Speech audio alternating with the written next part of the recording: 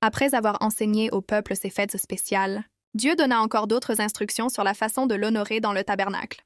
Dans le chapitre 24 du Lévitique, il parla de deux choses importantes, la lampe d'or et le pain de la présence.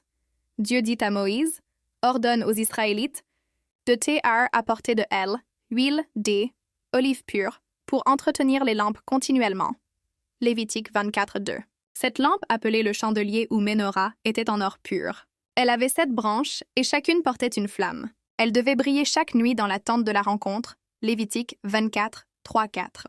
La lumière était allumée par les prêtres et ne devait jamais s'éteindre. Cela montrait que Dieu était toujours présent auprès de son peuple, comme une lumière qui ne s'éteint jamais. La lampe rappelait aussi que Dieu est la véritable lumière du monde, celle qui guide et rassure même dans les moments sombres. Ensuite, Dieu donna des instructions pour le pain de la présence. Il dit, « Tu prendras de la fleur de farine, et tu en feras 12 gâteaux.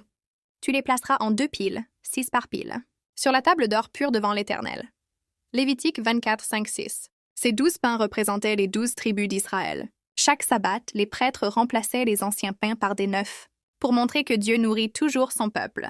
Lévitique 24:8-9. Ce pain spécial était appelé le pain de la face de Dieu, parce qu'il restait posé devant sa présence en permanence. Cela rappelait à tous que Dieu voyait son peuple, qu'il prenait soin d'eux et qu'il vivait sous son regard aimant. Dans la même partie, Dieu rappela aussi une leçon très sérieuse sur le respect de son nom. Un homme qui avait maudit Dieu fut puni, et toute l'assemblée prit conscience que le nom du Seigneur devait toujours être honoré. Lévitique 24:10-16.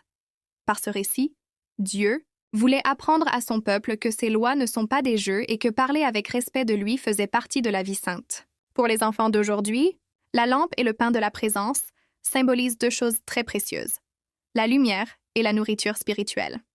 Dieu veut que nous gardions sa lumière dans nos cœurs et que nous nous souvenions qu'il pourvoit toujours à nos besoins.